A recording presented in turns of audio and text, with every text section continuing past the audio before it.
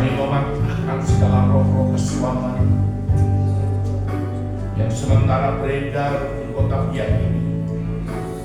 Kami mematahkan, meruntuhkan, merobohkannya dalam nama Tuhan kami Yesus. Tidak berkuasa. Kami patahkan di dalam nama Tuhan kami Yesus. Para pemimpin-pemimpin agamawi kami patahkan, tidak berkuasa dalam nama Yesus. Kami minta kekuatan kuasa Tuhan bekerja sehingga kota biak ini boleh dipulihkan, sehingga kota biak ini boleh dibangkitkan di dalam nama Tuhan kami Yesus. Kami mengucap syukur cintamu dan anugerahmu yang besar atas kota ini. Engkau sudah berabad-abad melawan kota ini, dan engkau juga pernah memberkati kota ini. Kota biak ini menjadi berkat bagi seluruh tanah Papua melalui guru-guru Injil, melalui orang-orang yang memimpin pemerintahan di seluruh tanah Papua. Tapi hari-hari ini kota biak terpuruk secara ekonomi, secara rohani. Tuhan tolong setiap kami dan ada kebangkitan. Ini semua hanya bisa kalau kami merendahkan diri di hadapan Hadirat. Di dalam nama Tuhan kami Yesus Allah siapa dan Juru Selamat. Haleluya. Amin. Saya persilakan duduk Bapak Ibu Saudaraku yang saya kasih dalam Tuhan. Ya, memang satu hal yang menggelitik di hati saya, karena kemarin ada hamba Tuhan itu telepon saya, Pak Pendeta, aduh berdoa sudah bagaimana supaya besok pagi itu hujan tidak turun, karena minggu lalu itu hancur betul. Saya bilang, maksudnya bagaimana? Aduh, dari pagi sampai sore itu hujan terus. Seperti saya bilang, ya kita berdoa saja. Kamu juga berdoa, nanti hujan pasti tidak akan turun. Dan saya bersyukur karena pagi hari ini matahari terbit. Puji Tuhan. Tetapi pasti ada orang-orang yang berdoa begini. Ini saya rasa ya, ada orang yang sudah lebih baik hujan sudah, tolong kalau saya ibadah. Hujan sudah, wetok di rumah saja, kalau saya ibadah. Begitu. Tapi ada orang-orang yang berdoa begitu. Siapa yang berdoa begitu? Ya orang Kristen. Ini dalam roh saya ada yang berdoa seperti ini. Tapi di sini tidak ada, tapi di tempat lain itu yang banyak. Karena kalau hujan itu kan satu kesempatan untuk mereka. Hujan jadi kalau saya ibadah sudah, kan minggu depan masih ada lagi. Kalau minggu ini nanti hujan lagi, berarti dia akan bilang lagi, minggu depan kan masih ada lagi. Lama-lama hilang, saudara. Gitu. Jadi itu yang Tuhan tidak harapkan. Ya. Jadi saudara, betapa pentingnya doa itu. Karena kalau saudara tidak berdoa, saudara tidak punya kekuatan. Kalau saudara tidak berdoa, saudara tidak akan punya kemampuan. Kalau saudara tidak berdoa, saudara tidak diberkati. Paul Yogijo berkata begini, kalau engkau banyak berdoa, engkau banyak diberkati. Sedikit berdoa, engkau sedikit diberkati. Kurang berdoa, engkau kurang diberkati. Kalau engkau tidak berdoa, engkau tidak diberkati. Jadi kuncinya itu ada di doa. Saudara setuju? Paul Yogijo itu luar biasa. Ya. Nah saudara, kita lihat di dalam 1 Timotius pasal 2 ayat yang pertama sampai ayat yang ketiga. Saya undang saudara berdiri dan kita membacanya bersama-sama.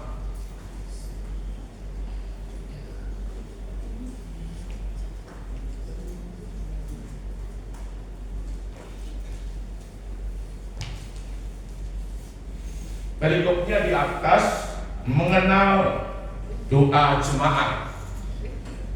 Jadi saya juga berdoa firman apa yang saya harus sampaikan, ternyata Tuhan tunjukkan ayat ini. Jadi jemaat itu memang harus berdoa. Ya. Nah, yang jadi persoalan adalah jemaat itu tidak mengerti harus doa apa. Bapak Gembala bilang profetik. Aduh, itu profetik itu wafer kah apakah gitu toh. Jadi dia tidak mengerti profetik itu apa, juga tidak mengerti. Toh. Lalu kita akan bahas hari ini supaya saudara tahu. Ya paling tidak ininya saja, tidak secara mendetail, nanti kita akan berikan pengajaran secara mendetail. Jadi 1, 2, 3 saya akan baca yang ganjil.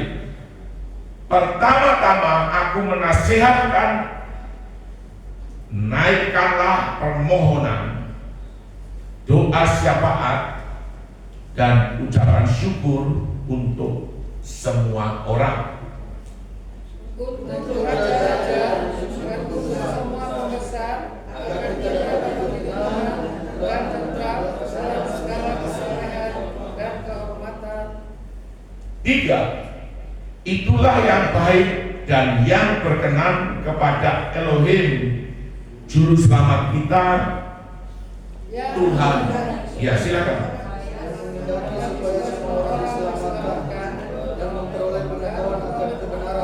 Amin. Sampai di situ saja. Ya, saudaraku yang saya kasih dalam Tuhan. Jadi di sini dikatakan naikkan permohonan. Ya. Jadi saudaraku, doa itu juga ada yang doa permohonan. Makanya saya menggarisbawahi yang pertama itu adalah doa permohonan. Doa permohonan itu berarti doa minta. Ya.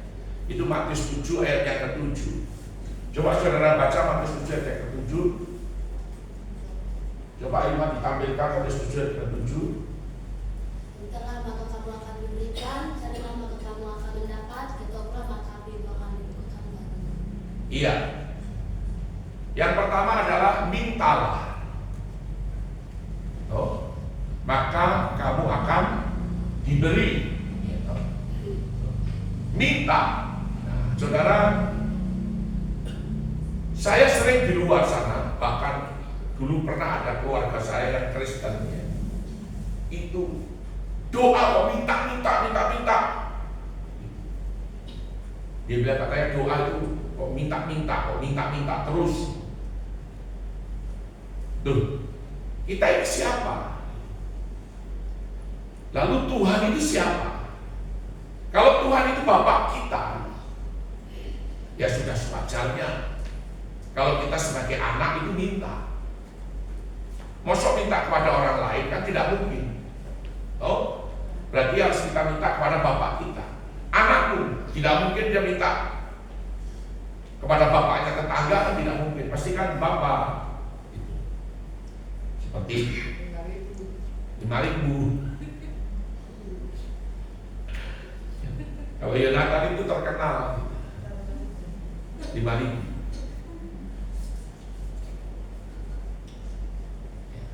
Bahkan saya pun ajari, ya sahabat Yonatan itu minta, tidak boleh curi, tapi minta.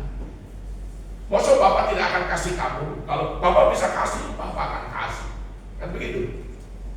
Tetapi sampai sejauh mana saudara ini berani minta? Nah, itu jadi persoalannya. Jadi memohon, minta. Kalau kita minta, kita punya jaminan diberi. Firman Tuhan juga berkata begini, Bapak yang jahat saja tahu memberi yang baik, apalagi Bapak kita di surga. Iya toh?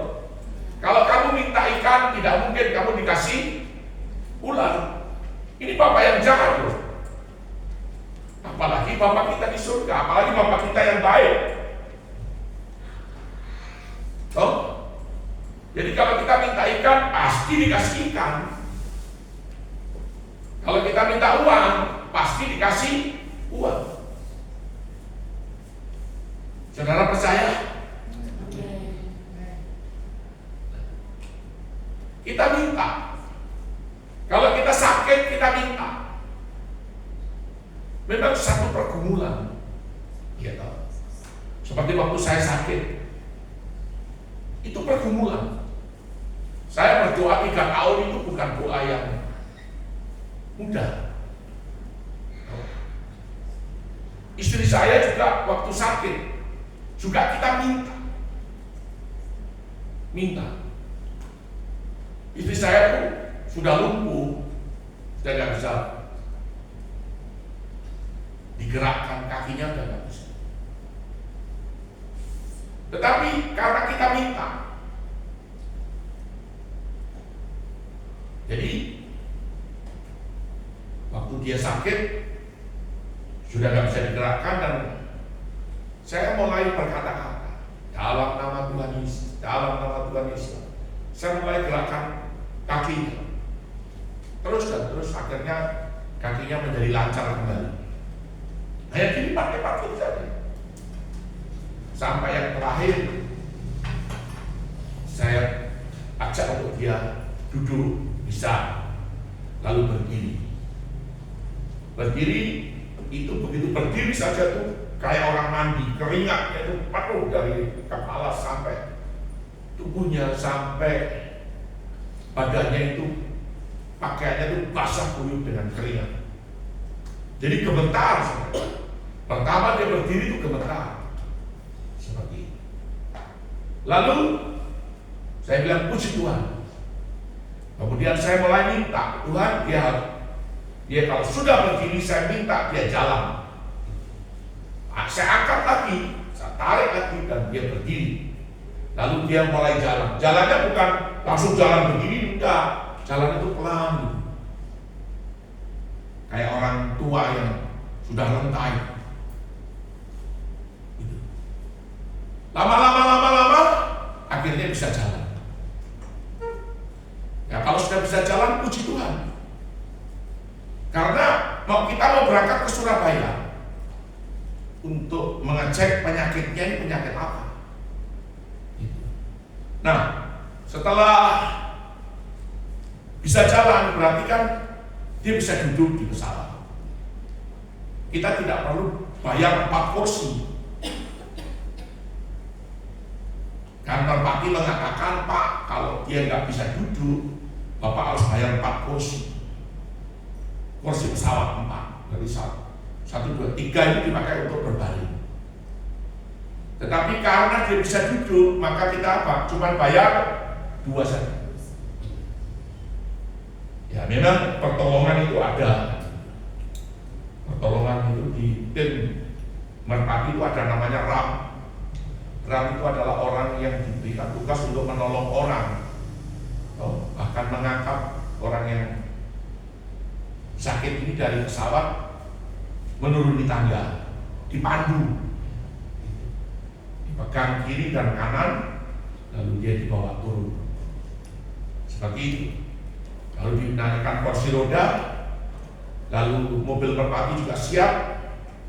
Lalu di luar itu sudah ada di lapangan parkir, sudah ada teman kita yang menunggu. Begitu. Dan itulah yang terjadi. Jadi saudaraku, minta ini itu harus dengan iman, percaya. Kalau tanpa iman, saudara tidak akan dapat. Tidak. Nah, seringkali juga ada di mana saudara minta itu tidak langsung dijawab. Karena Tuhan itu kan menjawabnya itu kan ada 3. Ya, langsung saat itu juga. Dia sembuh dan dia langsung berlari bisa. Tetapi ada juga yang Tuhan bilang tunggu. Berarti ada satu proses yang harus dilalui. Kalau dia sakit, itu juga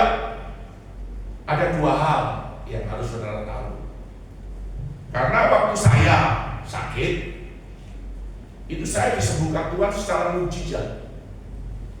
Ya, mukjizat. Jadi sembuh itu sembuh karena mukjizat. Tuhan sendiri turun tangan, datang dan menyembuhkan saya, menjamah saya dan menyembuhkan. Nah, saya ini ngotot. Saya ini ngotot berdoa puasa 1 minggu, doa puasa terus untuk minta supaya si saya ini juga mengalami kesembuhan secara mukjizat. Begitu. Tetapi justru saya lihat dalam satu penglihatan mimpi, istri saya ini digeledek, apalagi geledek, didorong kereta tempat tidur rumah sakit, dibawa masuk ke ruangan operasi, lalu keluar dengan tempat tidur yang bentuknya kayak kereta ini, dengan ada infus. Saya langsung kaget, oh berarti dia harus dibawa ke rumah sakit. Padahal waktu saya datang ke Surabaya, ke salah satu dokter ahli spesialis di rumah sakit internasional di Sidoarjo, ya, itu begitu saya daftar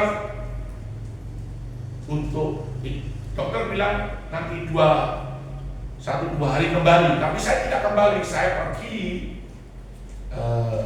untuk berdoa dan berpuasa, dan dapat penglihatan seperti itu. Makanya saya langsung, kita kembali ke rumah sakit. Apa yang dikatakan dokter periksa semua, dan ternyata diketahui bahwa ada tumor di kandungan, ada kanker atau tumor di kandungan. Nah, cuma dokternya berkata mudah-mudahan ini tidak kanker ganas. Ini harus dioperasi, Pak. Langsung saya bilang, oke Pak, siap, operasi saja, karena saya sudah diberitahu. Jadi itulah yang saya alami bersama dengan istri. Begitu dioperasi masuk, seperti apa yang saya lihat itu, saya ikut dorong juga mau masuk itu, dibawa masuk lalu keluar, saya juga ikut dorong juga. Seperti apa yang saya lihat dalam penglihatan mimpi. Dan puji Tuhan, itu sebagian kandungan harus dipotong, gitu, dipotong. Sebenarnya saya ini kan sudah punya anak tahun 2008, 2000 ya? 2020. 2000. Oh ya, 2000 sorry ya. Tahun 2000 itu sudah punya anak. Tapi anak itu cuma berumur berapa? 4 bulan ya? Iya. Iya. Sudah kita beri nama Samuel. Sudah ada matanya, ada hidungnya, ada semua sudah ada, sudah berbentuk. Nah, saudara, dokter ini mengatakan kemungkinan tidak punya anak itu, tetapi dokter sudah mengatakan untuk mungkin bisa punya anak itu masih bisa, tapi kemungkinan tidak juga bisa. Jadi jawabannya tidak jelas. Tetapi saya tetap percaya saja. Dan anak yang itu keguguran, ya, itu sebenarnya harga dari sebuah pelayanan yang kita lakukan. Jadi ada korban yang kita persembahkan melalui kematian anak. Nah, saudara yang saya kasih dalam Tuhan, singkat cerita, istri saya sembuh, dan itu satu keajaiban. Tidak melalui mujizat, tetapi melalui sebuah operasi. Seperti itu. Nah, saudara, jadi saudara juga kalau sakit berobat ke dokter itu monggo, silahkan. karena itu juga tidak dilarang oleh Tuhan. Gitu. Tetapi memang ada gereja-gereja yang beberapa waktu lalu kan kita dengar ada gereja yang melarang orang sakit itu berubah. Terus akhirnya pendetanya sakit dan mandi obat seperti itu. Nah saudara, jadi Tuhan itu kan dokter, Tuhan itu bisa buat apa saja, bisa pakai siapa saja dengan caranya. Dan itu saudara harus minta, ya, harus minta. Jadi mintalah maka kamu akan diberi, carilah maka kamu akan mendapat, lalu ketoklah maka pintu akan di. Lah kalau saudara tidak pernah minta, tidak pernah cari, tidak pernah mengetok, cuma isinya mengeluh dan mengeluh dan mengeluh dan mengeluh dan mengeluh, lalu nanti saudara berkata begini, jangan-jangan apa iya ya, jangan-jangan apa iya ya, Tuhan ini kira-kira bagaimana? Jadi semua itu dipenuhi dengan keraguan dan kebimbangan. Nah sementara Tuhan itu tidak seperti itu modelnya. Kalau minta ya minta Tuhan, saya butuh ini, saya perlu ini. Kalau saudara salah ya bilang kalau saudara salah. Tuhan, ini berdosa, saya dosa. Lalu saudara berjanji, ini Tuhan, saya tidak akan lakukan lagi. Berapa waktu yang lalu kan kita ada, saya ini pribadi itu sekitar $10.000 uang saya itu habis di yang berkait dengan investasi bodong ini. Jadi sekitar 150 juta.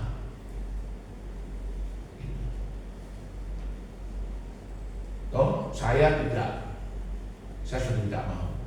Kemudian penipuan juga, saya juga kena tipu juga. Saya sudah tidak mau. Jadi untuk yang terakhir ini saya tidak mau lagi. Sudah. Pernah ada orang itu prospek mengenai investasi itu dari jam 8 itu sampai jam 8 malam sampai jam 2 malam. Saya tetap menjawab tidak. Kita sudah tolak orang itu, tapi orang itu terus dia bicara terus, ya sudah. Saya juga tidak bisa marah seperti itu. Nah saudara, itu yang saya pernah alami. Makanya sebenarnya kalau kita main benar, belajar dengan benar, itu kita bisa jadi milioner memang betul. Kalau saudara main saham, main apa dulu. Dulu Bitcoin itu sebenarnya saya hampir saja saya mau ikut. Bitcoin waktu itu baru 300.000, 352.000. Sebelum Elon Musk itu masuk. Elon Musk kan menanamkan uangnya sekian triliun masuk di Bitcoin. Bitcoin langsung jediak naik itu 500 lalu kemudian sampai 800.000. Naiknya 500.000. Saudara bisa bayangin saja 100% lebih. Nah saudara, sekarang Bitcoin sudah 2 juta lebih ya Pak, 2 juta lebih. Jadi sebenarnya kalau kita belajar betul, saya selalu bilang sama Yosafat, nggak bisa kamu nabung di bank, nggak bisa.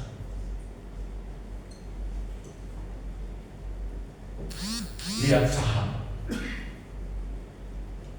Karena saya mempelajari ada orang-orang yang setiap bulan itu cuma ongkang-ongkang kaki saja dapat 70 juta. Saya bilang kok uang kok gampang sekali itu. 50, 100 juta. Itu bukan main sungguh-sungguh loh saudara. Itu cuma main-mainan saja. Kalau dia punya uang miliar, ya pasti miliar juga untungnya. Jadi satu keahlian itu memang harus belajar. Oke, stop. Nah, ini kita bukan bicara saham. Oke, jadi bicara kita minta, ya, minta. Kita minta. Saudara harus berani minta. Minta. Gila minta. Apa yang jahat saja tidak mungkin anaknya minta ikan lalu dikasih ular. Minta roti dikasih batu. Ini bapak yang jahat, apalagi bapak kita di surga.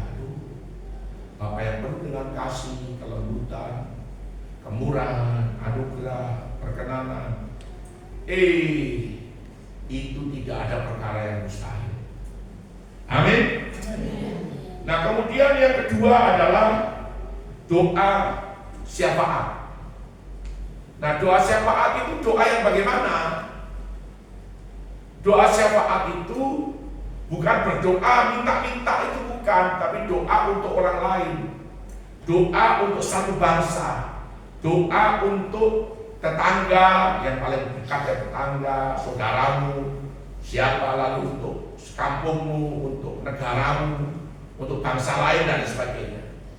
Jadi berdoa untuk mereka supaya apa? Supaya diselamatkan. Jadi seperti itu. Jadi kamu berdoa untuk adikmu. Jangan dia hanya sakit. Kalau sudah sembuh, kamu biarkan, jangan. Apalagi kalau orang ini mantan orang amburadul hidupnya, dia harus dibawa.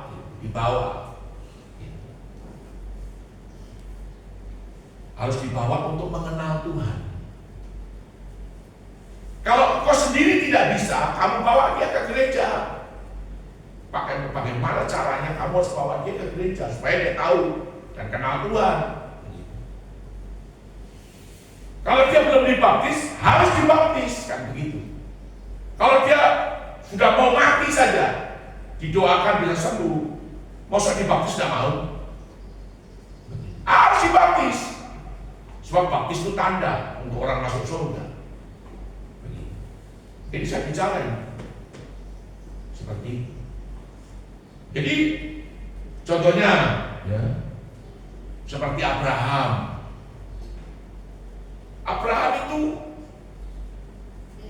bagaimana Lot ini dengan istri dan anaknya tinggal di satu daerah yang namanya Sodom.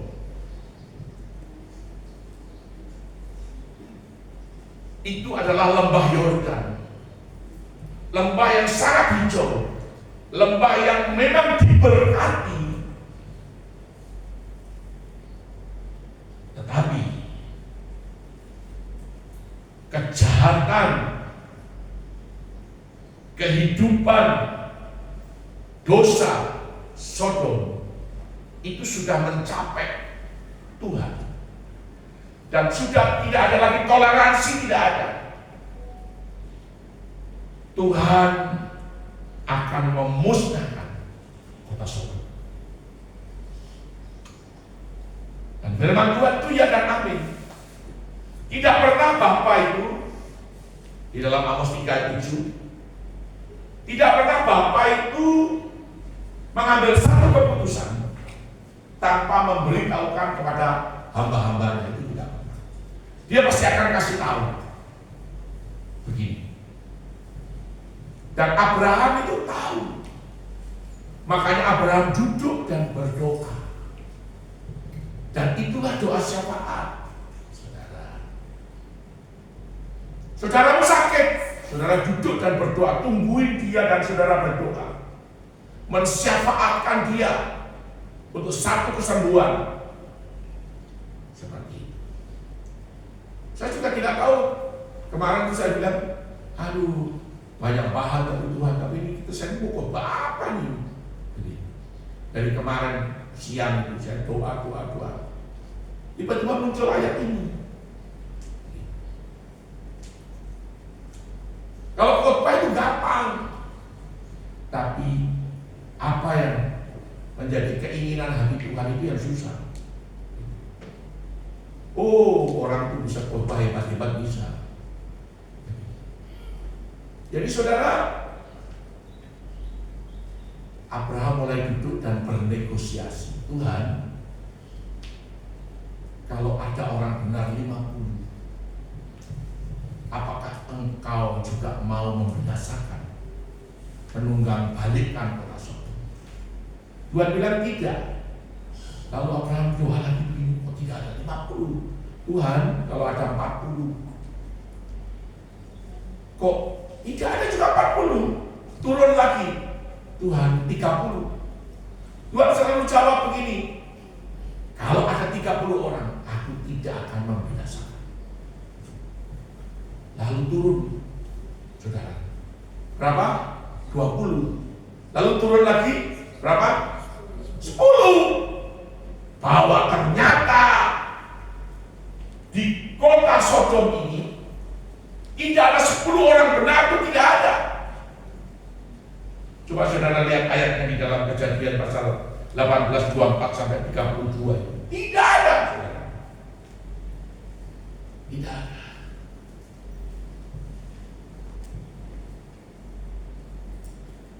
Tetapi kendati demikian, Abraham tetap selamatkan keluarga, selamatkan saudara. Begitu saudara, apa yang terjadi? Malaikat Tuhan diutus masuk ke Sodom untuk mengeluarkan siapa? Lot dan keluarganya. Sekalipun Lot, istri Lot mungkin tidak sehati, tidak sepaham, karena hartanya banyak, sudah diberitahu jangan menoleh ke belakang, lari lurus ke depan. Tetapi istrinya Lot, dia menoleh ke belakang. Dan apa yang terjadi? Istri Lot menjadi yang garam. Saudara, tetapi itu satu bukti betapa cintanya Tuhan. Karena ada orang yang berdiri, betapa kasihnya Tuhan. Karena ada orang yang berdiri berdoa untuk keluarganya. Kan begitu? Seperti itu. Saudara, itu doa syafaat. Lalu kemudian Yeremia 29 ayat yang ke-7. Yeremia 29 ayat ke-7 itu kita disuruh berdoa. Berdoalah, usahakanlah kesejahteraan kota kemana kamu aku buat, dan berdoalah untuk kota itu kepada Tuhan. Jadi kota ini, kota Biak ini saudara doakan. Jangan mau doa bingung, saya mau doa apa ya? Aduh, doa apa ya? Terus nanti setan boleh berkata, saya mau doa untuk kota Biak. Setan bilang, kemarin kan kamu sudah mau doa untuk kota Biak. Saya mau berdoa untuk saya punya anak. Kemarin kan kamu sudah doa untuk kamu punya anak. Saudara lagi mau berdoa lagi untuk pergumulan. Kemarin kan kamu sudah doa. Jadi setan itu berusaha untuk menghalangi orang berdoa dengan cara seperti itu. Doa itu tidak ada putusnya. Doa itu harus terus-menerus berdoa sampai melahirkan jawaban. Amin. Usahakan dan berdoalah untuk kota itu kepada Tuhan, sebab kesejahteraannya adalah kesejahteraan. Kalau kota Biak ini terpuruk, kalau kota Biak ini hancur, siapa yang rugi? Kita yang rugi. Kita mau jualan saja tidak bisa, karena tidak ada pembeli. Kan begitu.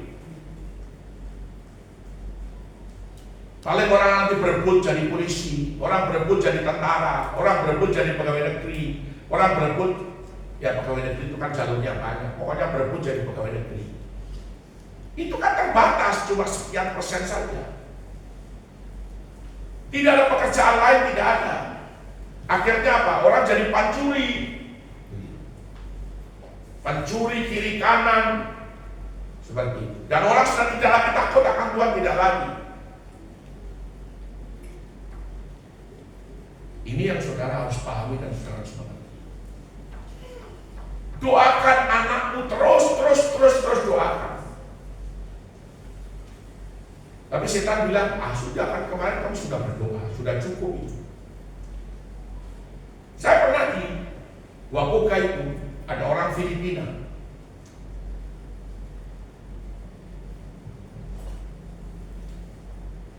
Dia bilang, saya ini tidak pernah beribadah.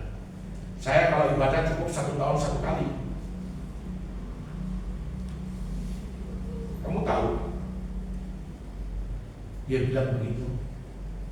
Yaitu pada hari Natal saja. Setelah itu ya sudah cukup 1 kali cukup. Saya bilang, bagaimana setan itu rubah dia punya pikiran ini. Jadi berdoa itu cuma 1 tahun 1 kali, ibadah cuma 1 tahun 1 kali, yaitu di hari Natal. Apakah saudara mau begitu? Atau menjadi kapal selam? Kalau jadi kapal selam tidak apa-apa juga.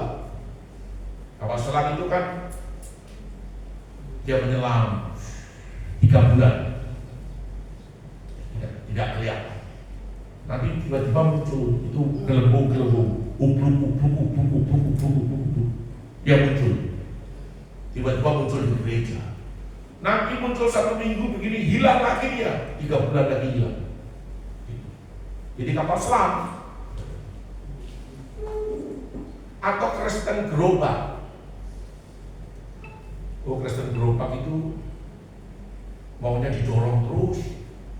Dorong, didorong, kalau mau, kalau tidak mau, ya didorong saja.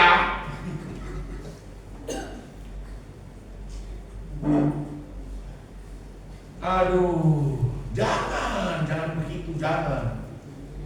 Tuhan itu tiap hari mau memberkati kita, amin. Jangan. Dia mau memberkati kita tiap hari.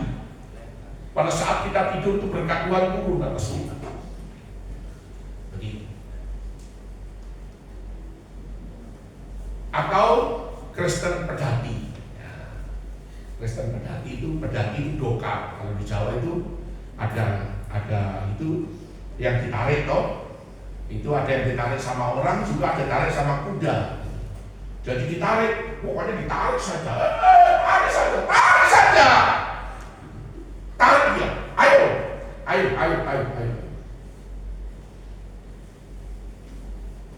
Kau harus bilang dengan kau punya tua atau kau punya istri, bilang begini. Kau harus cari Tuhan. Jangan nanti kalau sudah punya masalah baru kau cari Tuhan. Jangan. Sekarang cari Tuhan. Tapi biasanya orang itu tunggu ada masalah dulu toh. Nanti tidak ada pekerjaan, tidak punya uang, susah, baru dia, betul juga ya, kita cari Tuhan sudah.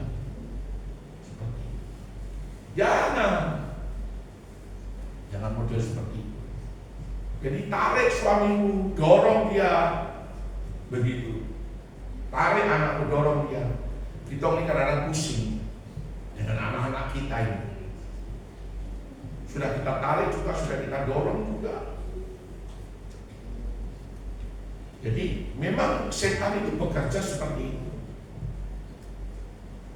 Bagaimana untuk menghalangi supaya iman kita tidak bisa bertumbuh, kepercayaan kita kepada Tuhan itu ya biasa saja, seperti orang normal biasa. Nah, saudara, Itu Yeremia. Jadi kita berdoa supaya ada kesejahteraan, supaya kita diberkati, kota kita diberkati. Jadi saudara jangan ngerti ya doa permohonan. Saudara minta doa syafaat, saudara berdoa untuk orang lain. Toh? Siapa lagi? Daniel pasal 6 ayat 10.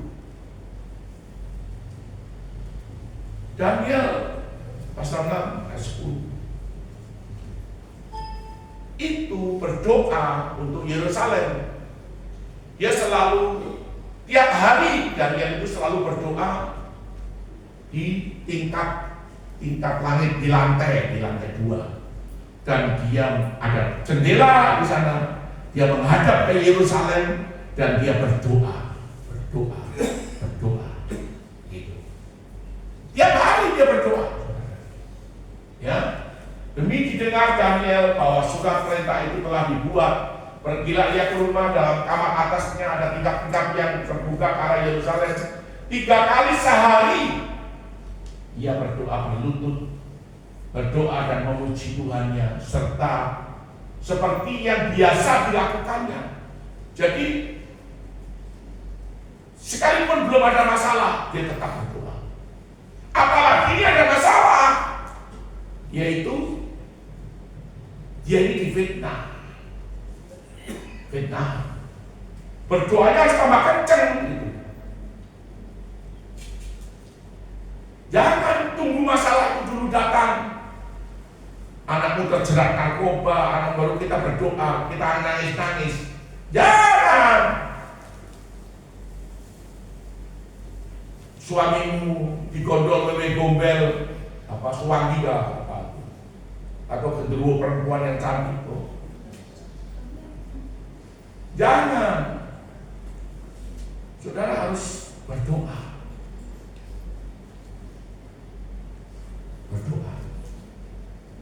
Jadi demi didengar Daniel bahwa surat perintah itu dibuat, pergilah dia ke rumahnya. Jadi waktu dia hadapi tantangan, dia semakin berdoa. Terbukalah karena Israel, tinggal 3 kali Yerusalem dan 3 kali sehari berdoa berlutut, berdoa memuji Tuhan seperti yang dilakukan, biasa dilakukan. Berarti sekalipun dia tidak ada masalah, dia berdoa. Berdoa buat bangsanya, dia berdoa. Karena kita diberi kuasa. Yeremia pasal 1. Waduh, ini Alkitab. Tahu. Yeremia pasal 1 ayat yang ke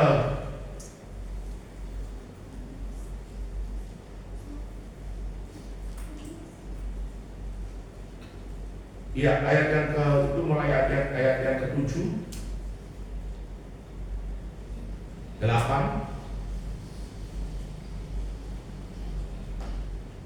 sampai yang ke-10. Jadi intinya begini, saudara, ya.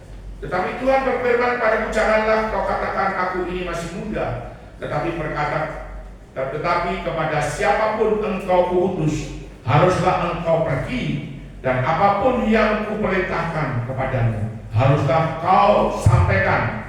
Janganlah takut kepada mereka, sebab aku menyertai engkau untuk melepaskan engkau. Demikianlah firman Tuhan. Lalu Tuhan mengulurkan tangannya dan menjamah mulutku, dan Tuhan berfirman, sesungguhnya aku menaruh perkataan-perkataanku ke dalam mulutmu. Ketahuilah pada hari ini aku mengangkat engkau atas bangsa-bangsa dan atas kerajaan-kerajaan. Saudara, ya, seperti itu, untuk mencabut dan merobohkan, untuk membinasakan dan meruntuhkan, untuk membangun dan menanam. Jadi ada satu kuasa. Nah, ini juga persoalan terkait dengan perang Iran dan Israel. Ya. Jadi perang Iran Israel ini membahayakan sebab ini perangnya blok, ya. Blok timur dengan blok barat. Israel didukung oleh blok barat, Amerika dan sekutunya. Iran didukung oleh blok timur, Cina, Rusia, Cina, Korea Utara, termasuk Pakistan dan lain sebagainya. Jadi mereka siap-siaga semua untuk satu peperangan. Ini belum perang Harmagedon, belum. Perang Harmagedon itu perang di lembah Harmagedon, atau di situ disebut juga lembah Yosafat. Jadi kalau saudara naik di satu gunung, namanya gunung yang tertinggi, memang di Alkitab tidak ditulis nama gunungnya, tapi gunung yang tertinggi itu namanya Gunung Tabor. Itu hanya bisa mobil Mercy saja, mobil Toyota semua itu tidak bisa, hanya Mercy saja bisa naik sampai di atas. Yaitu begini, naik sampai di atas. Itu kalau di sebelah utara itu namanya lembah Harmagedon atau lembah Yosafat. Di sanalah nanti bangsa-bangsa akan melakukan pertempuran, dan nubuat-nubuat sudah banyak yang digenapi.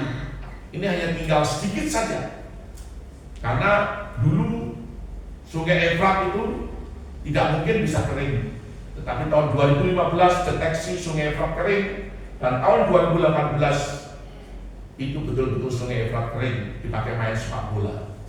Kapal-kapal semua dongkrok, dan itu menjadi jalan mudah bagi pasukan Cina, bagi pasukan Iran, bagi pasukan Rusia untuk menyeberang dan masuk ke satu lembah yang disebut Harmagedon. Seperti itu salah satu nubuatan, dan itu sudah tidak lama lagi.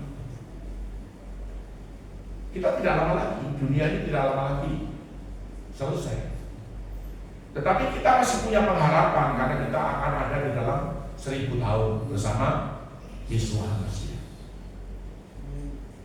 Itu pengharapan kita. Dan setelah itu baru nanti ada satu seleksi lagi, lalu kita akan masuk namanya Yerusalem baru, kota yang turun dari surga.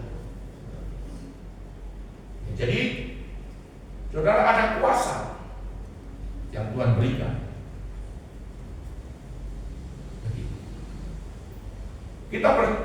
Saya kalau di grup kita berdoa untuk menolak menahan bencana perang nuklir, bencana gempa bumi, tsunami, gunung meletus, bencana banjir, bencana badai. Tapi seorang hamba Tuhan bilang, kita tidak boleh tahan, kita tidak boleh menolak. Kita minta saja, kita berdoa supaya kita bisa kuat untuk menghadapi kalau perang nuklir dan menghadapi kalau bencana itu datang. Saya bilang saya tidak mau. Saya bilang itu penderitaan. Kecuali kalau kita diangkat dulu boleh. Lalu saya kasih ayat lagi, satu ayat dalam Lukas pasal 19 ayat 10. Itu Yesus Hamasiah berkata, tetapi sesungguhnya aku berkata kepadamu, aku sudah memberikan kuasa kepadamu untuk menginjak ular dan kalajengking, untuk menahan semua kekuatan musuh, sehingga tidak ada yang membahayakan kamu. Lalu dia jawab lagi, oh itu konteksnya untuk penginjilan, konteksnya bukan untuk menahan bencana, konteksnya bukan untuk perang nuklir. Saya sudah tidak jawab, karena orang begini tuh repot. Saudara, Tuhan memberi kuasa, Roh Kudus turun ke atas kamu memberi kuasa. Untuk apa? Salah satunya adalah untuk ini. Mencabut, meruntuhkan, dan merobohkan. Saya itu berdoa kalau ada kekuatan mantra sihir, saya hanya berkata, dalam nama Tuhan Yesus Kristus, dia langsung berkata, roh.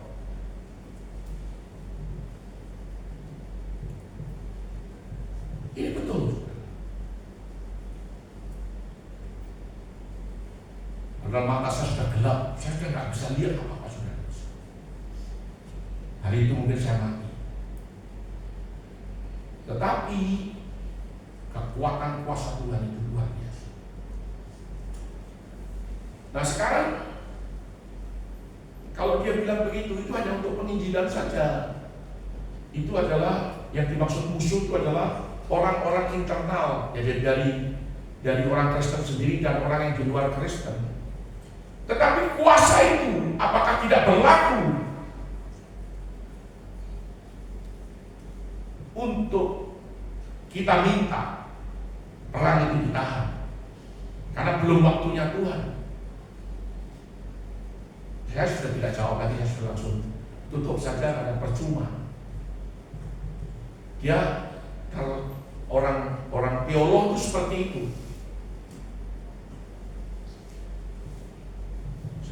Jadi saudara, ya sudah. Kita ini bukan teolog, kita ini bergerak di dalam roh. Ini perang bukan perang darah dan daging, ini perang roh. Ini perangnya perang roh. Ini spiritual warfare.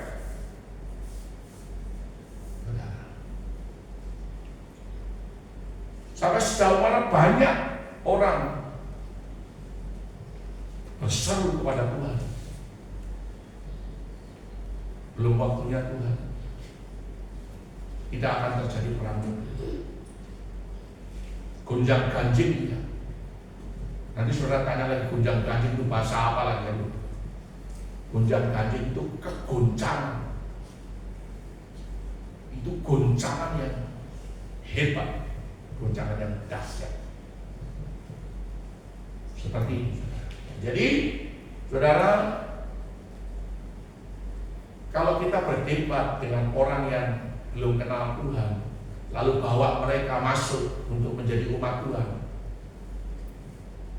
Tapi kalau kita berdoa sesama kita sendiri lalu kita berkelahi, oh iblis tepuk tangan saudara, oh dia senang sekali.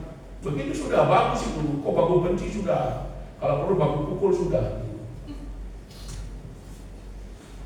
Kalau kau bawa orang untuk orang bertobat boleh, tapi kalau tidak ya. Lalu siapa lagi? Esther. Ya, Esther. Esther itu kan bangsanya mau dibinasakan. Bangsa Israel itu mau dihabisi semua. Esther dengan Mordekai. Karena ada satu orang yang bernama Haman.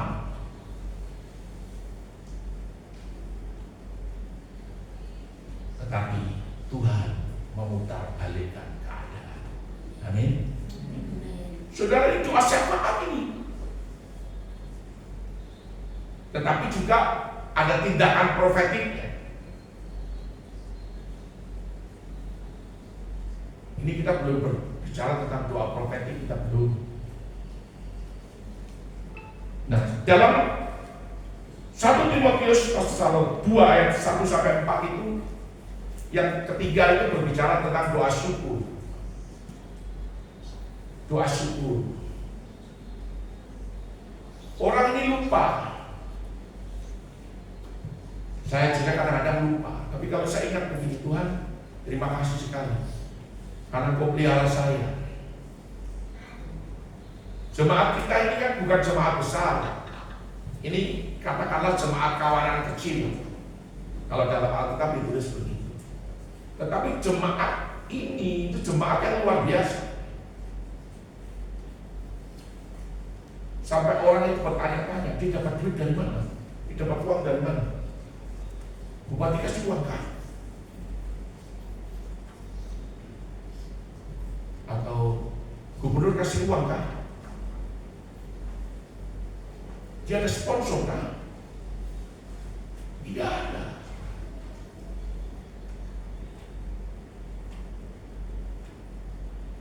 Ada pendeta dia datang, dia tanya saya cuma bilang, saya ini jualan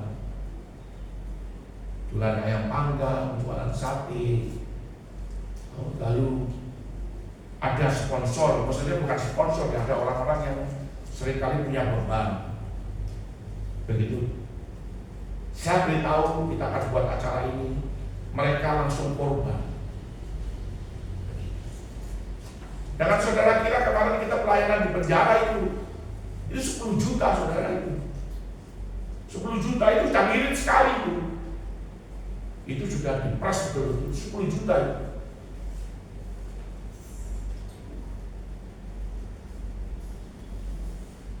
Juta.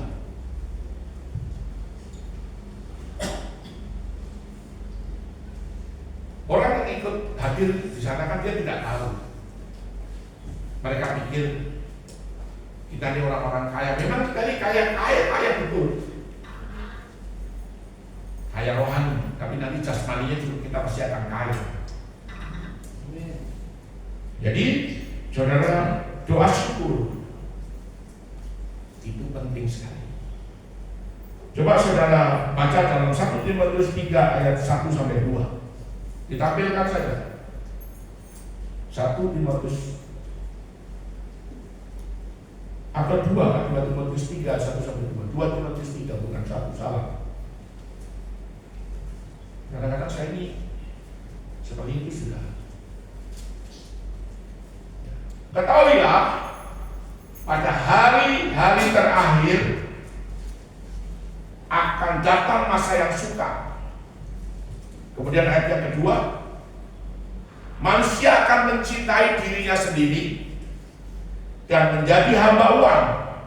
Mereka akan membual dan menyombongkan diri, mereka akan menjadi pemfitnah, mereka akan berontak terhadap orang tua dan tidak tahu berterima kasih. Saudara, kalau dibilang doa syukur itu sebenarnya doa ucapan terima kasih kepada Tuhan. Tuhan, terima kasih karena Engkau berkati saya sehat, saya tetap kuat. Tuhan, terima kasih saya masih bisa makan. Tuhan, terima kasih karena Engkau jaga dan Engkau lindungi anak saya. Tidak suka yang baik loh, tidak tahu mengasihi, tidak mau berdamai, suka menjelekkan, tidak peduli agama, mengangkat diri, garang, tidak suka yang baik dan seterusnya. Saudara, doa syukur itu penting. Makanya kalau di dalam Alkitab itu banyak sekali ayatnya, itu ratusan ayat. Mungkin bahkan ribuan. Satu saja kita baca di dalam Mazmur 107 ayat yang pertama.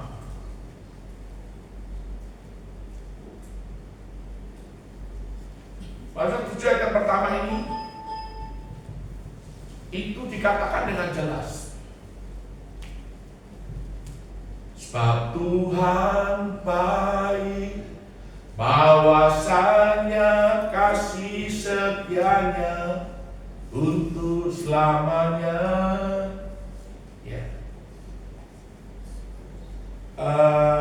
Ayat 1.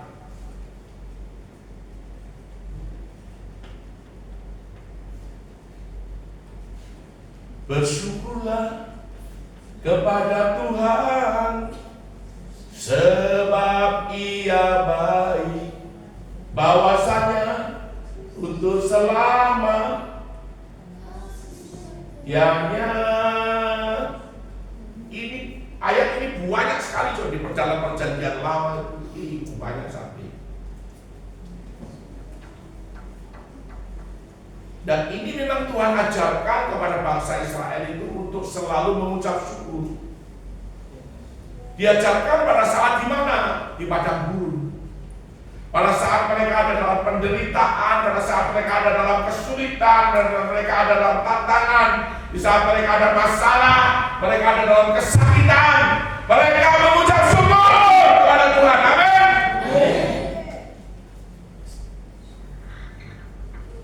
Tapi seringkali kita kan tidak bisa mengucap syukur. Kita ini marah-marah, bersungut-sungut. Aduh, lalu damai sejahtera hilang, dicuri oleh setan. dicuri. Ya, dicuri. Jangan izinkan hal itu terjadi. Kita rugi sekali. Benar-benar rugi sekali. Jadi perangnya, kembali lagi, perangnya Israel dengan Iran ini sebenarnya cara setan untuk menggagalkan lawan. Kenapa? Karena negara yang blok timur, blok barat ini, kalau blok barat itu di mana Kedah dan Bayot itu mereka bertumbuh dengan pesat. Tetapi di blok timur itu kekristenan bertumbuh dengan hebat, dengan luar biasa.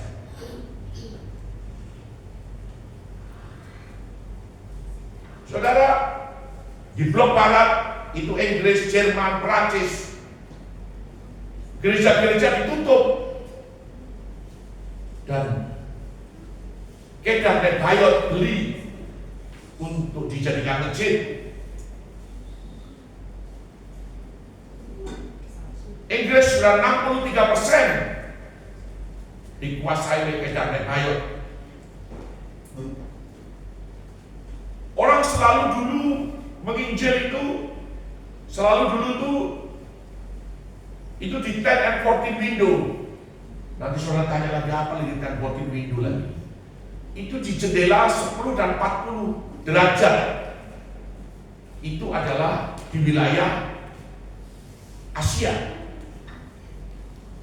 termasuk Timur Tengah dan sebagainya.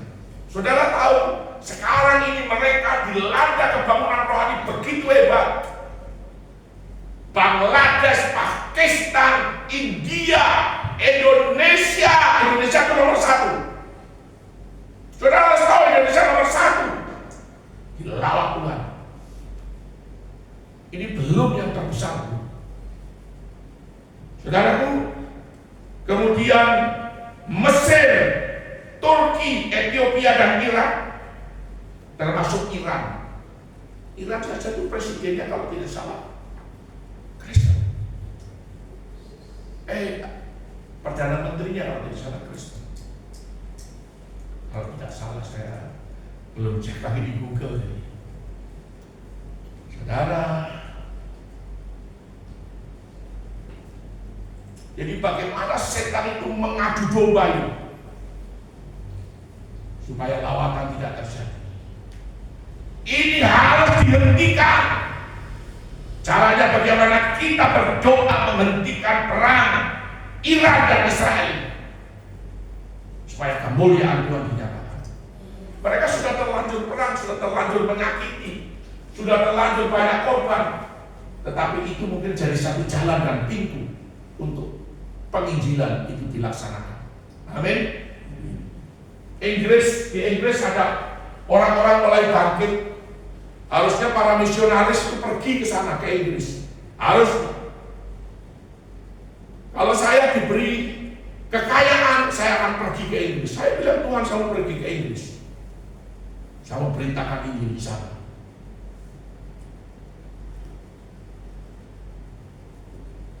Saudara, betul saya bicara. Perancis, Jerman tidak lama lagi. Kalau tidak ada yang menginjil ke Eropa. Kenapa? Orang banyak pikir dulu, oh Belanda kan yang bawa Injil ke Jerman, kan yang bawa Injil ke timur. Orang-orang barat. Tapi sekarang saudara tahu, yang terdahulu itu jadi yang terbelakang. Yang kita doakan 10 and 14 window itu jendela 10 dan 40 dunia itu dilawat Tuhan dengan luar biasa. Mesir lawatan luar biasa. Indonesia itu lawatan luar biasa. Amin. Cuma gereja di Indonesia belum bersatu.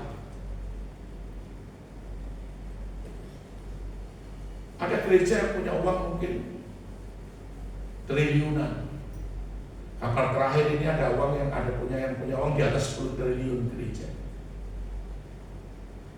Kalau itu nanti Antikris berkuasa, itu uang tidak laku, saudara. Tidak laku, sama sekali tidak. Dan Indonesia harusnya punya badan misi dunia. Dari semua aras-aras gereja punya badan misi. Dan dikelola dengan benar keuangan itu, lalu mereka dikirim menjadi misionaris. Bukan hanya gereja orang per orang, bukan. Harusnya bersatu. Kirim ke daerah-daerah untuk lawakan itu terjadi. Memang penginjilan itu tidak pakai batu, saudara. Penginjilan pakai uang. Tapi apa yang kita lakukan, selalu kita lakukan apa kalau itu memang visi Tuhan. Tuhan selalu sediakan. Amin. Tidak ada yang tidak Tuhan sediakan. Karena waktunya sudah jam 11. Saya mau menyampaikan doa profetik lagi, ini butuh waktu sekitar setengah jam, tapi nanti ke depan kita lihat. Jadi saya akan buatkan PowerPoint-nya supaya saudara tahu. Jadi saudara, pertama adalah doa permohonan, yang kedua adalah doa syafaat, dan yang ketiga adalah doa syukur. Mengapa bangsa Israel yang keluar dari tanah Mesir tidak bisa masuk ke Kanaan, tetapi anak-anak mereka yang lahir di dalam perjalanan dari Mesir menuju tanah Kanaan, mereka yang bisa masuk, orang-orang tua mereka semua tidak bisa masuk. Kenapa? Karena mereka bersungut-sungut, marah-marah, maki-maki pendeta, maki-maki Musa.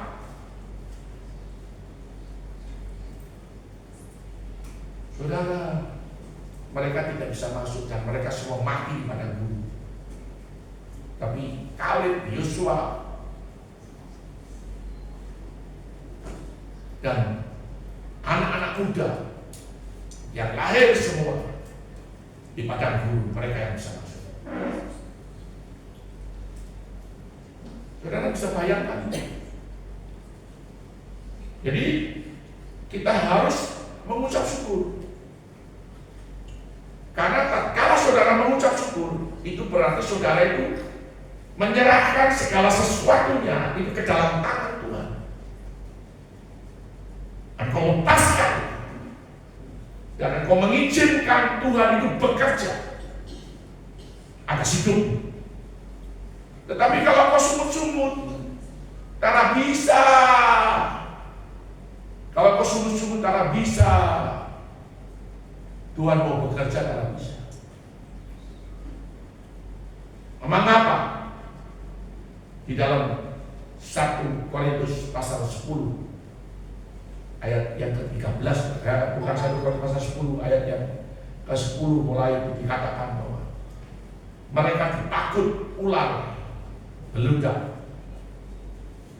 sehingga Musa harus mendirikan patung ular tembakau supaya setiap orang yang melihat patung itu dia tidak mati, tidak binasa. Saudaraku, mereka mati di paku ular. Nah, saudara, jangan sampai hal itu terjadi.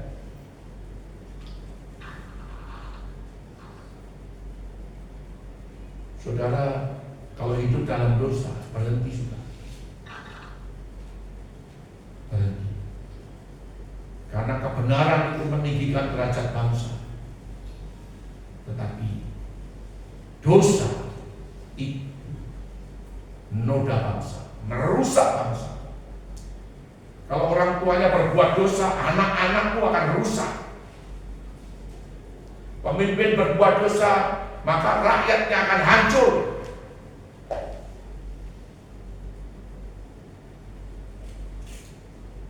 Amsal 34 ayat yang keberapa itu? 14 ya. Kebenaran meninggikan derajat bangsa. Tapi dosa itu noda bangsa yang menghancurkan. Jangan kau pikir saya berbuat dosa karena saya tahu mau karena apa. Siapa yang bilang tidak tahu? Tuhan tahu dan Tuhan melihat.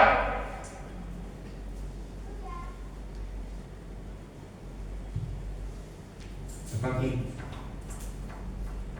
jadi mari kita berdoa dengan sungguh-sungguh. Ya, bersyukurlah kepada Tuhan sebab Dia baik dan bahwasanya kasih setianya untuk selama-lamanya bagi kita. Amin. Dia tidak pernah meninggalkanmu. Dia tidak pernah meninggalkanmu. Dia tidak pernah membiarkanmu. Dia tidak pernah membiarkan aku. Kalau sakit belum sembuh, sudah didoakan, belum sembuh, berdoa terus sampai kesembuhan itu datang. Jangan bosan-bosan untuk kita berdoa.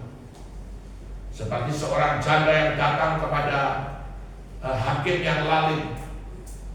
Setiap hari dia datang kepada hakim ini dan hakim ini, aduh, janda ini terlalu menyusahkan aku. Sudah, lebih baik aku jawab supaya aku bisa tidur nyenyak. Itu yang terjadi. Doa itu pasti melahirkan jawaban. Hanya tinggal waktunya saja.